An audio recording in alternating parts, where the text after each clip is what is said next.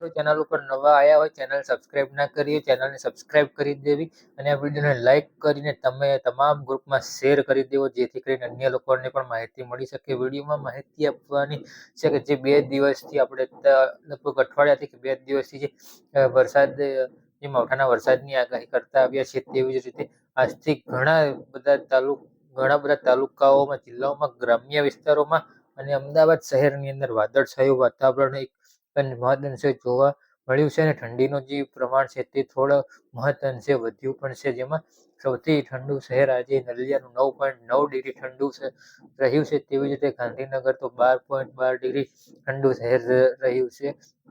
અમદાવાદની અંદર પણ 17-18 ડિગ્રીની આજુબાજુ ટેમ્પરેચર જોવા મળ્યું છે. આવી જ રીતે અત્યારે હાલ જે ઠંડીનું પ્રમાણ છે તે કન્ટિન્યુ જોવા મળવાનું છે મિત્રો. અને વાત કરવાની છે માવઠાના વરસાદને લઈને, તો ઉત્તર ગુજરાતના સૌરાષ્ટ્ર, સાબરકાંઠા અને બનાસકાંઠા આ 4 રાજ્યોની અંદર આ 4 જિલ્લાઓની અંદર વરસાદની જે શક્યતાઓ છે તે હમણાં મહદઅંશે દેખાઈ રહી છે, પણ કોઈ મોટા વરસાદની શક્યતાઓ હાલ નથી.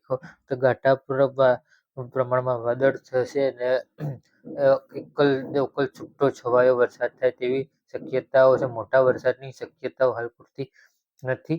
સૌરાષ્ટ્ર, કચ્છ, સાબરકાંઠા, ઉત્તર ગુજરાતની પણ વાત કરી લઈએ તો એમાં પણ અત્યારે હાલ લગભગ મોસ્ટ ઓફ ગુજરાતની અંદર કોઈ જગ્યાએ પણ વરસાદ થાય તેવી શક્યતાઓ નથી દેખાતી. પણ તેમ છતાં બી જે આજે વેસ્ટર્ન ડિસ્ટર્બન્સની જે અસર છે તેમ જોતા પણ વરસાદની જે શક્યતાઓ છે તે અત્યારે હાલ દેખાતી નથી મિત્રો, કારણ કે વરસાદની જે શક્યતાઓ હતી એ શક્યતાઓ દૂર થઈ ગઈ છે. જે વેસ્ટર્ન ડિસ્ટર્બન્સ હતું આપણું એ અત્યારે હાલ પસાર થઈ ગયું છે ગુજરાત રાજ્ય ઉપરથી, એટલે કે ઉત્તર ભારત તરફ જવા માટે, અને એને કોઈ અત્યારે હાલ અસર થાય તેવી શક્યતાઓ નથી. જે એક સાયક્લોનિક સર્ક્યુલેશન હતું મિત્રો, જે સિંધ પાકિસ્તાનના ભાગ ઉપર હતું, તે ધીરે ધીરે નબળું બની ગયું છે અને તે પણ હવે ધીરે ધીરે નબળું પડી ગયું, જેના કારણે માવઠાના વરસાદની શક્યતાઓ હતી તો એ પણ હવે અત્યારે હાલ નબળું પડી ગયું હોવાથી હવે એમાં પણ કોઈ પ્રકારના વરસાદની શક્યતાઓ નથી